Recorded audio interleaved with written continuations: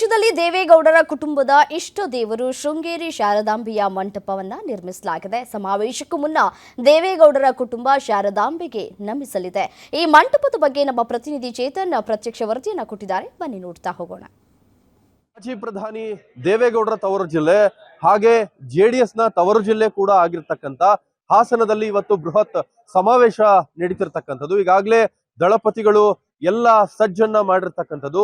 ಈಗಾಗಲೇ ಬೃಹತ್ ಸಮಾವೇಶ 11 ಗಂಟೆಗೆ ಕಾರ್ಯಕ್ರಮ ಆರಂಭವಾಗಲಿದೆ. ಅದಕ್ಕೂ ಮುನ್ನ ಕಾರ್ಯಕ್ರಮ ಆರಂಭಕ್ಕೂ ಮುನ್ನ ಈಗಾಗಲೇ ದೇವೇಗೌಡರ ಕುಟುಂಬದ ಇಷ್ಟ ದೇವರು ಅಂದ್ರೆ ಅದು ಶ್ರೀ ಶಾರದಾಂಬಾ ದೇವಿ ಅಂದ್ರೆ ಶೃಂಗೇರಿ ಮಠದ ಶಾರದಾಂಬಾ ದೇವಿಯಲ್ಲಿ ಸಾಕಷ್ಟು ದೇವರ ಮೊರೆ ಹೋಗ್ತಿರ್ತಕ್ಕಂಥದ್ದು.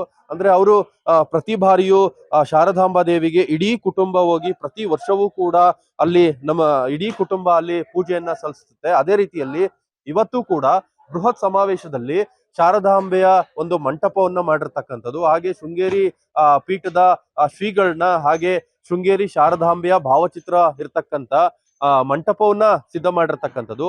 ಕಾರ್ಯಕ್ರಮದ ಆರಂಭಕ್ಕೂ ಮುನ್ನ ದೇವೇಗೌಡರು ಮತ್ತೆ ಕುಮಾರಸ್ವಾಮಿ ಅವರಾಗಿರ್ಬೋದು ಹಾಗೆ ರೇವಣ್ಣರವರಾಗಿರ್ಬೋದು ಒಟ್ಟಾರೆ ಕುಟುಂಬದವರು ಇಲ್ಲಿ ಪೂಜೆಯನ್ನ ಸಲ್ಲಿಸಿ ಆ ನಂತರದಲ್ಲಿ ಅಂದ್ರೆ ಇಷ್ಟ ದೇವರಿಗೆ ತಾವು ನಂಬಿರ್ತಕ್ಕಂಥ ಶ್ರೀ ಶಾರದಾಂಬಾ ದೇವಿಗೆ ಪೂಜೆಯನ್ನ ಸಲ್ಲಿಸಿ ಆ ನಂತರದಲ್ಲಿ ಕಾರ್ಯಕ್ರಮ ಆರಂಭ ಆಗ್ಲಿದೆ ಅನ್ನೋ ಮಾಹಿತಿ ಇರ್ತಕ್ಕಂಥದ್ದು.